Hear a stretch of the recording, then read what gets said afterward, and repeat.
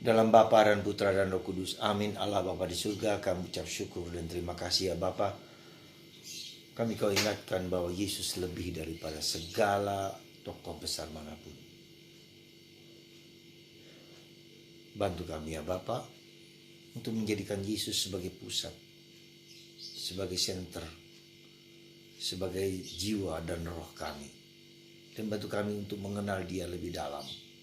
Bukan hanya sebagai pengetahuan, tapi sebagai pribadi yang merasuk dalam diri kami.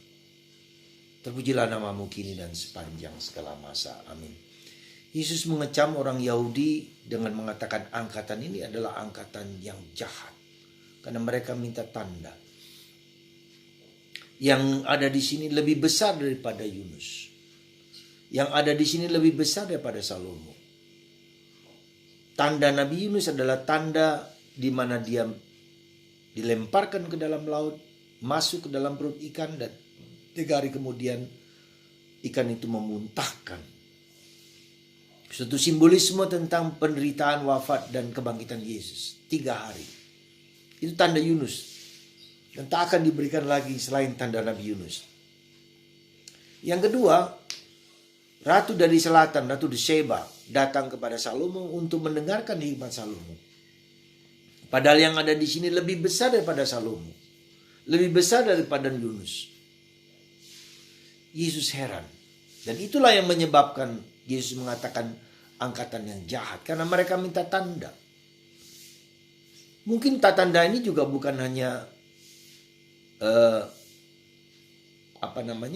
zaman Yesus dulu. Mungkin juga kita seringkali juga minta tanda dari Tuhan. Kalau saya tidak ada bukti, saya tidak akan percaya kepada Tuhan.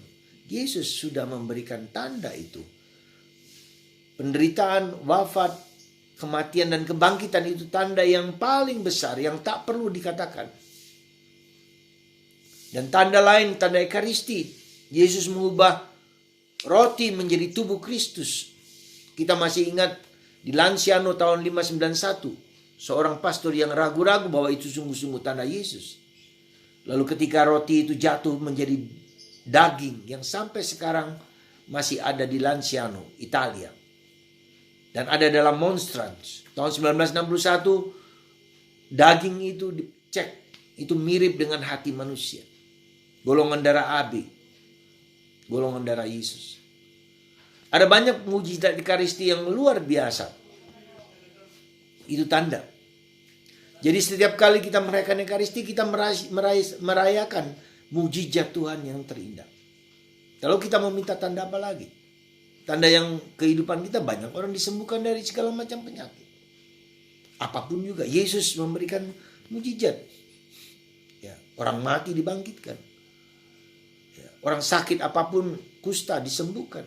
Berbagai macam penyakit telah disembuhkan oleh Yesus. Hanya oleh Yesus. Apa yang tidak mungkin bagi manusia, mungkin bagi Allah. Saudara, apa yang sebetulnya mau diminta Yesus bagi kita? Kita percaya, yakin bahwa yang tidak mungkin bagi Allah, bagi manusia mungkin bagi Allah. Maka mari kita melihat kehidupan kita sendiri, kita mendengarkan kehidupan kita sendiri. Kita menajamkan, memekakan panca indera kita, penglihatan kita, pendengaran kita, penciuman kita, mulut kita, perasaan kita. Di mana kita bisa melihat tangan-tangan Tuhan yang bekerja dengan luar biasa. Baru saja kita melihat peperangan Israel dan Palestina. Ya. Tiba-tiba kemudian banjir besar di Israel, di Tel Aviv. Dan kemudian ada badai padang pasir. Apakah ini tidak merupakan tanda dari Tuhan yang mau mengatakan stop, jangan berperang lagi? Bisa jadi begitu. Tapi apakah orang mendengarkan? Tanggal 13 Oktober yang lalu, peringatan 13 Oktober 1917, Bunda Maria menampakkan diri dan singsan matahari bersinar, menari-nari dengan Bunda Maria, Santo Yosef menggendong Yesus, menampakkan diri kepada 10.000 orang. Untuk mengingatkan bangsa manusia supaya bertobat. Supaya bertobat dan doa rosario. Supaya tidak ada malapetaka. 1918 Perang Dunia Pertama, 1945 Perang Dunia Kedua, ribuan orang meninggal. Nah sekarang mungkinkah ini akan terjadi Perang Dunia Ketiga ketika nanti Amerika sudah mengirimkan senjata dan peperangannya, alat perang semua, dan Rusia akan mendukung Hamas dan Cina juga mendukung Hamas dan seterusnya. Mungkin ini menjadi medan perang, bisa kita tidak tahu. Tetapi Tuhan telah memberikan tanda, ya, dengan banjir, dengan badai angin, badai pasir. Ya. Saudara, kita gunakan mata kita gunakan pikiran kita gunakan hati kita. Ya. Ya. Supaya kita tahu bahwa panca indera batin kita yang mau mengatakan bahwa Tuhan sudah muak dengan kehidupan kita, maka kita bertobat. Mari kita juga mendengarkan sabda Yesus supaya kita juga mendengarkan supaya kita bertobat untuk berdoa dan mendoakan dunia. Kita kerasulan doa dengan doa-doa kita, dengan doa rosario pada bulan ini. Kita mohon supaya Tuhan intervensi dengan caranya sendiri yang kita tidak tahu dan kita tidak mampu berbuat kebaikan. Ya, semua pihak, entah pihak Israel, pihak Palestina, pihak Hamas, Rusia, Ukraina, Cina, dan Taiwan. Untuk apa kita semua ini? Hegemoni kekuasaan, ya, kehebatan, kedikdayaan, dan seterusnya. Semoga kita semua mendengarkan Yesus, mencari Yesus, mengenal Yesus lebih dalam.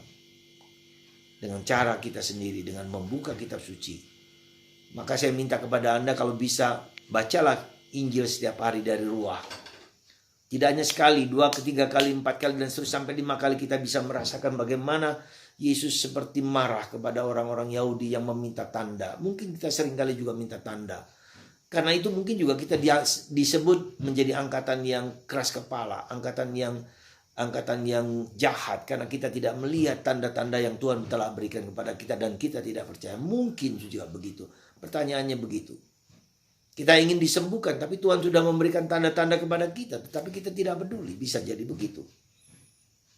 Semoga hati kita luluh, leleh, dan melihat mata batin kita, pikiran kita, hati kita, telinga kita, penciuman kita, pendengaran kita, baik secara fisik maupun secara batin, bahwa Tuhan telah menegur kita untuk bertobat, untuk mendengarkan suara Tuhan, mendengarkan suara Tuhan. Dan semoga dunia juga mendengarkan suara Tuhan. Semoga Tuhan memberkati Anda dan saya dan kita semua untuk mendengarkan Tuhan lebih daripada mendengarkan Yesus, lebih daripada segala sesuatu. Karena Yesus adalah penyelamat, penebus, dan mengatasi segala sesuatu. Tuhan memberkati Anda semua, Bapa, Putra, dan Roh Kudus. Amin.